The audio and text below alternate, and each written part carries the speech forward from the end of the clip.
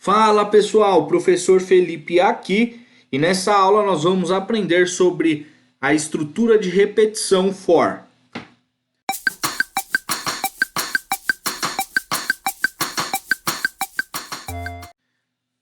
Da mesma forma que o while é uma estrutura de repetição, nós temos o for, só que a sintaxe dele é diferente, tá? E dependendo da situação, nós podemos utilizar um ou outro.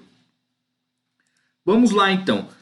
O for, a gente vai digitar for, né? Para. E eu vou criar então uma variável. Eu vou criar uma variável, eu vou chamar ela de n, de num. E eu vou colocar assim, ó, in range. Ou seja, num, tá? Vai estar dentro desse range aqui, e o que eu vou informar aqui dentro desse parênteses? Onde eu quero começar, vou passar uma vírgula e até onde eu quero ir, tá? Então eu vou colocar 10.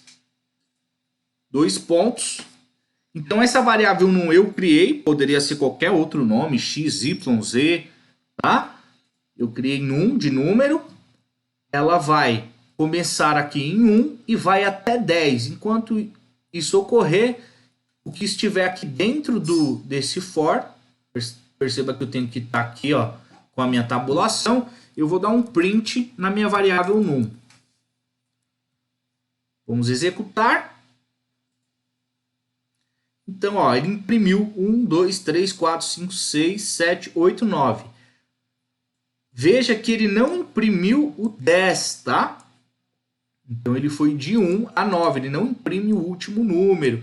Então se eu quisesse que ele colocasse o 10, eu teria que ir ali, ó, colocar 11 e aí então ele foi até o 10, tá?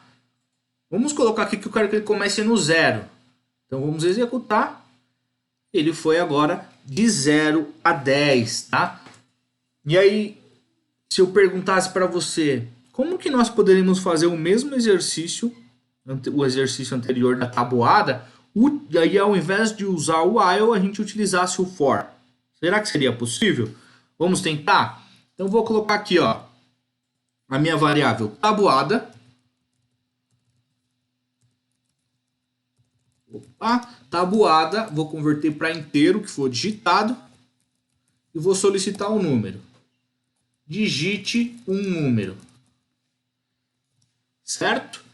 E agora, com esse número digitado, eu poderia colocar aqui no meu print, ó, print, colocar o valor que foi digitado, que vai ser o tabuado, a gente vai substituir depois, vezes o num,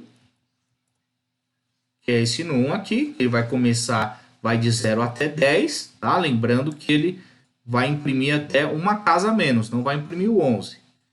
Vai ser igual ao cálculo que eu vou fazer, que vai ser tabuada vezes num.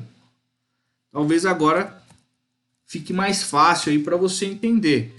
Então aqui, ó, nesse primeiro parênteses, quem que eu vou informar? A tabuada, que foi o valor digitado. Na segunda chave, eu vou informar o num. Quanto vale num. No for é interessante porque a gente não precisa fazer um incremento. A gente já coloca todas as opções aqui dentro do parênteses. E no nosso resultado, que é essa terceira chave, eu vou fazer tabuada vezes o num. Vamos executar?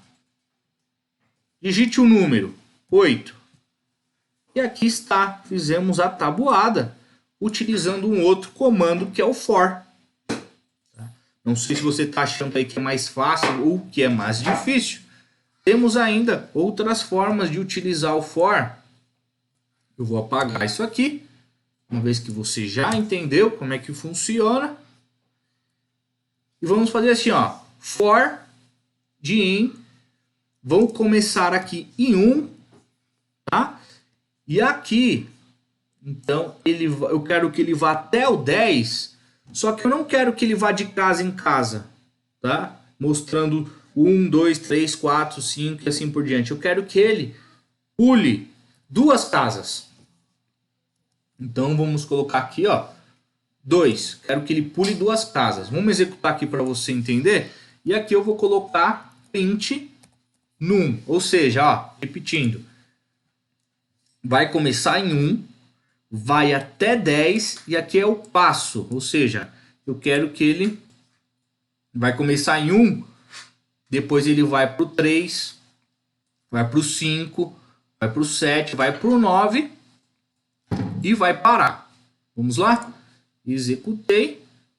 E aqui, ó, ele imprimiu o 1, o 3, o 5, o 7 e o 9. Por quê? Ó, comecei em 1, falei que o limite era até 10 e fui pulando 2 casas ao invés de uma, tá? Então, quando a gente não coloca nada aqui, se eu não colocar nada aqui, o padrão é que ele faça de uma em uma, tá? Então, vou colocar aqui, por exemplo, agora 2. Então, eu já imprimi aqui, por exemplo, todos os números ímpares entre 1 e 10. Bacana, né, pessoal? Então, isso aqui é o começo do for. Espero que você tenha entendido. Pratique e eu te vejo então na nossa próxima aula.